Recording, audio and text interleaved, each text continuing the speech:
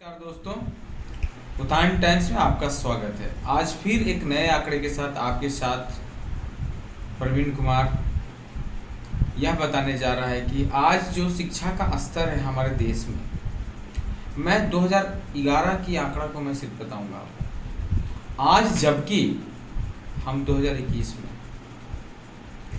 आज हम विकसित समझ रहे हैं अपने आप को। आज हम सफलता के एक नई दिशा की ओर में टेक्नोलॉजी के माध्यम से आधुनिकता में एक नई दिशा में भारत जा रहा है। लेकिन शिक्षा के स्तर यदि देखें तो वो काफ़ी भयावह नजर आता है। शिक्षा के स्तर पर यदि आप ध्यान देंगे तो आपको लगेगा कि हम कहाँ पहुँचे हुए। दिखावे के तमाम चीज़ें हमारे पास मौजूद है, लेकिन हमारी आंतरिक मजबूती का एक व्यवस्था जो शिक्षा है वो हमारा सबसे गड़बड़।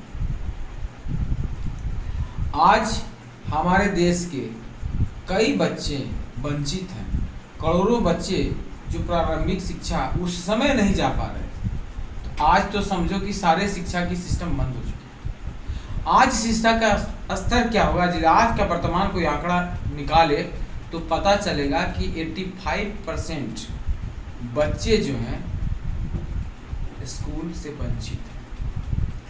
वही बच्चे ऑनलाइन सुविधा में पढ़ रहे हैं जो अमीर तबके के थे, बड़े बड़े स्कूलों में जो पढ़ रहे थे। बाकी प्राइवेट एवं सरकारी तमाम जो स्कूलों हैं उन पर एक कहर बरसा हुआ है। उनके यहाँ जो बच्चे थे वो बिल्कुल एकदम शिक्षा के क्षेत्र में बिल्कुल विनाशकारी घटना घट चुकी है, ऐसा समझ सकते हैं आप। या फिर शिक्षा का लेवल यदि देखें तो वो जीरो पर आ गया है, जीरो पे। आपको पता है कि हमारा भारत में वंचित, गरीब, मजदूर और आज भी कमजोर वर्ग के लोगों की संख्या ज़्यादा है। शहरी क्षेत्रों में मान सकते हैं आप कि लोग जागरूक है। आज भी यूनिसेफ का रिपोर्ट है जिसमें कहा गया है कि शिक्षा का स्तर बहुत कमजोर है और आज भी जागरूकता की आवश्यकता है। आप social media, electronic media, print media में बड़े बड़े समाचार आ जाते हैं, लेकिन शिक्षा पर गौर फरमाने वाली बातें आज तक नहीं आई। शिक्षा का कोई माई बाप नहीं है, न सरकार गंभीर है, न मीडिया गंभीर है और न समाज गंभीर है। समाज इसलिए गंभीर नहीं है कि उनकी माली हालत इतनी खराब है कि वो सोच नहीं पा रहे हैं, और उनका जो गरीबी में अपना जीवन यापन कर रहे हैं उनकी तो बात ही अलग है। और कुछ नया तंत्र आपके सामने उभर कर आया था आज से 20 साल 30 साल पीछे की बात अब यदि जाएंगे तो जो उस समय के युवा बेरोजगार थे या शिक्षित युवा थे, उन्होंने स्कूल का संचालन किया था। उस स्कूलों को सरकार पिछले 4 वर्षों से लगातार परेशान कर रही थी। आज कोरोना की बात छोड़ी, कोरोना तो 2 सालों में आया, लेकिन कोरोना से पहले जो प्राइवेट स्कूल जो छोटे छोटे ग्राम कस्बों में जो चल रहे थे, संचालित थे, उनको बिल्कुल बंद ही कर दिया गया। सरकार की एक नया शिक्षा नीति आती है। हम लोग जो हैं अपने ग्राम में, अपने गांव में सरकारी स्कूल के स्टूडेंट हैं, लेकिन स्कूल तो कह सकते हैं, पता है कि स्कूल था ही नहीं। भारत के कोने कोने में जो सरकारी विद्यालय नाम का कोई चीज ही नहीं था। गांव क्षेत्रों में कोई पेड़ के नीचे टीचर पढ़ा रहे थे, शिक्षक तो बहाल थे पर स्कूल नहीं था। कोई दालान था, कोई बड़ा सा हॉल बना हुआ था किसी फुटपाथ का, किसी झोपड़े में, वहाँ स्कूल संचालित था। सरकारी स्कूलों की मैं बात कर रहा हूँ जहाँ से मैं खुद गवाह हूँ कि खुद मैं उसी स्कूल से पढ़ा। चीज़ों को देखे और पूछे और जाने कि हम लोगों ने कैसे शिक्षा प्राप्त की थी, और वहाँ से निकल कर के और लोग शिक्षित हो सकते हैं। आज मैं शिक्षित हूँ, इस बात का मुझे खुद एहसास है कि मैंने कहाँ से पढ़ा था और कैसे पढ़ा था। और आज की बात यदि करते हैं तो 75% जो बच्चे हैं वो आज भी स्कूलों से वंचित हैं। खास करके बिहार, झारखंड, मध्य प्रदेश, उड़ीसा, राजस्थान, उत्तर प्रदेश, इन राज्यों की मैं बात करता हूँ, 36% लड़कियां को पूर्ण शिक्षा नहीं प्राप्त हो पाती। कोई 6 में पढ़ के छोड़ दिया, कोई 8 में पढ़ के छोड़ दिया। अगर पूरा देश की आंकड़े की बात यदि करें तो 57% लड़के आज भी स्कूलों से वंचित हैं। 43% लड़कियां आज भी शिक्षा पूर्ण नहीं ले पा रही, वंचित हो जा रही। ये 2011 के आंकड़े हैं। तो सोचिए आज तक का क्या हाल होगा। विगत 2 वर्षों में जो स्कूल सारे बंद हुए, उसमें शिक्षा का स्तर आपका कहां गया। सरकार आज भी उन स्कूलों के लिए जो गरीब परिवार के बच्चे जहां पढ़ते थे, मजदूर के बच्चे जहां पढ़ते थे, जहां जो शिक्षक बेरोजगार हो चुके हैं, जो स्कूलों को बंद कर दिया, शिक्षक संचालन करता जो बेरोजगार हो चुके हैं, ये सब बंद है तो क्या हाल हुआ होगा। आपके देश का क्या हाल हुआ और शिक्षा का स्तर को कहां चला गया। 6 to 13 इयर्स के जो बच्चे हैं, 60 लाख बच्चे, वो भी वंचित। इसको यदि आप आंकड़े को डिटेल में आप देखेंगे तो 8.4 करोड़ बच्चे शिक्षा से बिल्कुल वंचित हैं, जिसमें आपको ज्यादातर अल्पसंख्यक, अनुसूचित जनजाति, पिछड़े वर्ग के लोग, गरीब, मजदूर, वंचित, इनके बच्चे। कौन सा आप विकास कर रहे हैं और क्या आप शिक्षा के बारे में सोच रहे हैं। आज तक सरकार का एक ठोस निर्णय नहीं आया।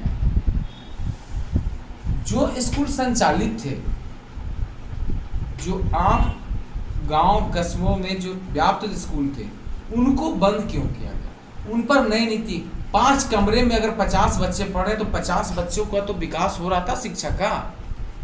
यदि गांव से शहर की 20 किलोमीटर की दूरी है, जहां स्कूल की व्यवस्था बिल्कुल है ही नहीं, उन स्थानों पे यदि कोई टीचर 20 रुपए में, 50 रुपए में, 200 रुपए में अगर आप पढ़ा रहा है और पढ़ा करके खुद को भी सुशोभित कर रहा है और समाज को भी सुशोभित कर, खुद का भी जीविका जीवन जी रहे, ना कि वो बहुत ऐसो आराम से जी रहे थे, उनका जीविका चल रहा है और वह 5 शिक्षकों को रोजगार दे रहे हैं।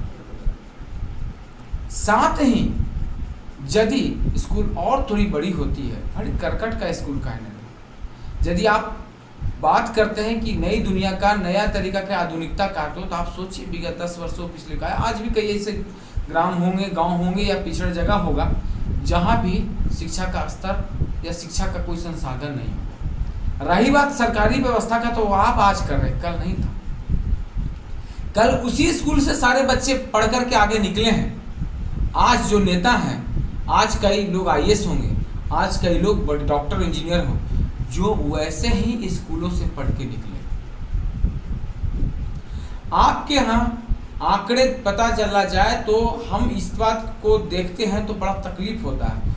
78 लाख बच्चे आज भी पढ़ाई जब पढ़ते हैं, जो थोड़ी ऊपरी व्यवस्था में है, थोड़ा मैट्रिक का ऊपर आ गए हैं, वो पढ़ के जो अपना जीविका चला रहे हैं, भी अपनी पढ़ाई का खर्चा खुद उठा। और आप ऊपर की ओर जाएंगे ग्रेजुएशन और इंटर के बाद, यदि इंटर के बाद बहुत सारे आपके पास पूरे भारत में लगभग 33% जो है युवा वर्ग ऐसे हैं जो पूरा इंडिपेंडेंट हैं। ट्यूशन कोई पढ़ा करके, कोई किसी स्कूलों में पढ़ा करके, कोई अपना जीविका चला रहा है, कोई अपनी पढ़ाई भी पढ़ रहा है। IAS और PCS की तैयारी बच्चे जो हैं करने वाले हैं, वो भी बच्चे जो हैं ट्यूशन के पैसे से पढ़ रहे हैं, अपना खर्चा वो खुद निकाल। ये गंभीर मामला आपके सामने एक नई दिशा क्यों ले जा रहे हैं भारत के तकदीर। आपने तस्वीर ही पलट दी। अगर तस्वीर आज पलटना है, बदलना है, बेहतर भारत का निर्माण करना है, तब बिना कोई शर्तों के उन तमाम प्राइवेट स्कूलों को संचालित किया जाए, संचालित करने का आदेश दिया जाए और उनमें जो आपने नियमावली लगा दिया है कि इतने एकड़ जमीन होनी चाहिए, इतना लैब होना चाहिए, इतने रूम होना चाहिए, कहाँ से हो पाएगा? वो तो चलाने वाला बुजुर्ग हो चुके हैं, बूढ़े हो चुके हैं, उनका तो घर चलाना, बेटियों की शादी करना यहाँ मुश्किल हो रहा है। आप उनके पास एक नया नीति लगा करके, नया नियमावली दे करके नया बोझ दे रहे हैं। शहरी क्षेत्रों में जो स्कूल जो चल रहे हैं उनका क्या हाल होगा? देहाती क्षेत्रों में चल उनका जमीन की, आप जमीन व्यवस्था कराइए, आप कुछ दीजिए उनको। सरकार यदि चाहती है कि उस शिक्षा के स्तर को दुरुस्त करे, तो जो संचालित 500-1000 बच्चे जहाँ पढ़ रहे हैं, जहाँ 200 रुपये फी है, 100 रुपये फी है, उनको आप अनुदान दीजिए, उनको बिल्डिंग बना के दीजिए, वो सारे कुछ करेंगे, उनकी व्यवस्था दीजिए, वो सारे रखेंगे। भाई जो प्राइवेट स्कूलों की जो हालात है, जो आप यूडाइस कोड के जिनको आप दे रखा है, जो बेचारे युवा, बेरोजगार युवा जो अपने आप को इंडिपेंडेंट बना रहे थे और आगे बढ़ रहे थे, समाज को शिक्षित कर रहे थे, आप अपने स्कूलों में, सरकारी स्कूलों में जो व्यवस्था कर दीजिए। टेक्नोलॉजी को चलाने वाला भी तो कोई होना चाहिए। आपके शिक्षक को जब तक टेक्नोलॉजी चलाने नहीं आएगी, जब तक उनको समर्पण नहीं रहेगा शिक्षा के प्रति, तो क्या हो पाएगा? आए दिन वीडियो आते रहते हैं। आज जो प्राइवेट स्कूलों और कॉलेजों की जो व्यवस्था में जो चरमरा चुके हैं, वो सिर्फ नई शिक्षा नीति की वजह से। आज जो युवा बेरोजगार और जो बुजुर्ग बेरोजगार हो चुके हैं, जो 60 वर्ष के लोग, 65 वर्ष के लोग बेरोजगार हो चुके हैं, उनका क्या हालत है? शिक्षकों की सुसाइड बढ़ रही है, डिप्रेशन बढ़ रहा है उनका। आज दूसरी ओर देखेंगे तो बड़े बड़े उद्योगपतियों, बड़े बड़े लोगों का, जो अमीर ज्यादा लोगों का जो स्कूल है, वहाँ ऑनलाइन के नाम पर बिल्कुल वसूली हो रहा है। बहुत अच्छे तरीके से उनका चल रहा है स्कूल, लेकिन उन लोगों का जो उद्योगपति नहीं है, जो सच में जिनके पास रोजगार की जरूरत है, उनको बेरोजगार कर दिया। जो गरीब, गुरबे और वंचित परिवारों को जो पढ़ा रहे थे, जिस शिक्षा को, अधिकार क्षेत्र को वो आगे ले जा रहे थे, शिक्षा का विकास कर रहे थे, आप उनको क्या कर रहे हैं? सारे शिक्षक परेशान हैं। कोरोना एक अलग मार है और आपका नियम दोहरी मार है। परेशान पहले से। जिस शिक्षक को पढ़ाने के लिए मीटिंग करना चाहिए था, नई शिक्षा व्यवस्था को कैसे दुरुस्त करने की, वो स्कूलों बचाने के लिए मीटिंग और आंदोलन कर रहे हैं। वो अपने आप को मतलब रोजगार पाने के लिए अपनी प्रतिष्ठा, स्वाभिमान, अपना पैसा, इनकम सब चला जा रहा है उनका। और फिर भी आप सरकार में बैठे हैं और सरकार जरा सा निर्णय ले रही है। आप जरा सोचिए इनको कि देश के उन गरीब गुरुओं को पढ़ा रहे थे और आपको बस 60 से 70% बच्चे जो हैं आज भी बहुत मुश्किल से फी दे पाते। इस महीने में दिया तो इस महीने में नहीं दिया। और तो और लगभग आप देखेंगे तो 5 से 10% बच्चे वहाँ फ्री पढ़ते हैं। कोई स्कूलों में 20-20% बच्चे फ्री पढ़ते हैं। लमसम 60 से 70% अभिभावक जो हैं इन स्कूलों का जो फी कंटिन्यू नहीं दे पाते हैं। कोई एग्जाम के समय, बहुत सारे ऐसे स्कूल शिक्षकों से मैंने मिला है, मैंने देखा है कि वह जो है एग्जाम भी देने दे रहे हैं। और आपके यहाँ जो बड़े बड़े स्कूल हैं, एडमिट कार्ड नहीं दिया, बच्चा घर जा नहीं गया और सुसाइड कर लिया। ये बड़े बड़े स्कूलों की मैं बात कर रहा हूँ। ये जो बहुत, और वैसे स्कूलों में पढ़ने वाले बच्चे बिल्कुल डिप्रेशन मुक्त रहते हैं। उनके पास सिर्फ पढ़ाई के सिवा कोई नियम नहीं। पढ़ने का एक अलग नियम है, बाकी फीस दे ना दे, आज दिया कल दिया, ऐसी व्यवस्था। भारत की रीढ़ को मजबूत कर रहे थे ना कहीं, और उनको बेचारों को रोज आवेदन लिख रहे हैं, रोज सरकार को दे रहे हैं, रोज धरना कर रहे हैं, रोज प्रदर्शन। इसलिए व्यवस्था है जो शिक्षा व्यवस्था को इतना दुरुस्त किया, जो भारत की के एक स्तंभ को मजबूत किया, आप उनके साथ उनको रोड पे ला दे रहे हैं। वो क्या पढ़ाएंगे, कैसे घर चलाएंगे? वो उनके पास खाने के लाले पड़े हुए हैं। ये हमारी स्थिति है। छोटे छोटे जो स्कूल है, लमसम यहाँ पे 60,000 से ज़्यादा स्कूल होंगे जो बंद पड़े होंगे। मैं एक छोटा जिला का नाम लूँ तो कम से कम उनमें कम से कम स्कूल होगा तो 200-500 एक जिले में स्कूल होंगे जो छोटे छोटे स्कूल होंगे। वो ऐसे स्कूलों से कितना लाभ हो रहा था स्थानीय लोगों को पता है। आप छोटे छोटे ही वाहन थे, क्या पेट्रोलियम मंत्रालय को लाभ नहीं हो रहा?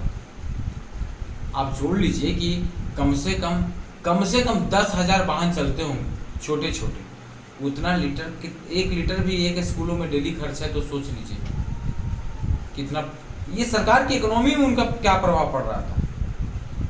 बुक्स, किताबें, कॉपी, कलम, जो छोटे छोटे किताब को दुकान खोलकर छोटे छोटे व्यापारी बैठे। सोचिए कि छोटे छोटे जो थे वाहन के ड्राइवर, खलासी, पियून, स्टाफ, शिक्षक, इलेक्ट्रीशियन, ऐसे कई लोग थे जो जुड़े हुए थे। कपड़े ड्रेस बेचने वाले, मोजे जूते बेचने वाले, तमाम तरह के एक आप सिर्फ शिक्षक को बेरोजगार नहीं किया है, आपने समाज को बेरोजगार किया है। स्कूलों में जो ठेले लगाते थे, जो आसपास के गुमटिये में दुकानों में बच्चे जब टिफिन होता था, छुट्टी होती तो दौड़ कर जाते थे, उनका रोजगार चलता, 200-500 रुपए की उनकी बिक्रियां हो जाती थी। ठेले वाले, गोलगप्पे वाले, समोसे वाले, कचौड़ी वाले, वो स्कूलों के आसपास में देखते होंगे आप कि छोटे छोटे व्यापारी जो है, छोटे छोटे जो लोग हैं, वो क्या है, उनका भी तो रोजगार छिन गया। आपने जो स्कूल बंद किया तो उससे सिर्फ शिक्षकों पे मार थोड़ा न गया, पूरे समाज को उससे पीड़ा है, पूरे समाज को आपने बेरोजगार किया है। आप सोचिए जो गरीब, जो ठेले वाले हैं, उनका क्या स्थिति होगा।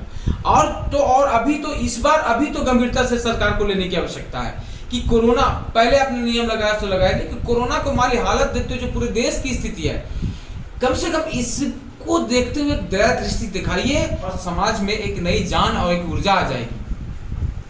आपसे वो बदले में कुछ ले नहीं रहे हैं और आप बदले में उनसे नए नियम, नई नीति लगा करके उनको परेशान किया जा रहा है। कुछ सोचिए उनके बारे में, गंभीर मामला है।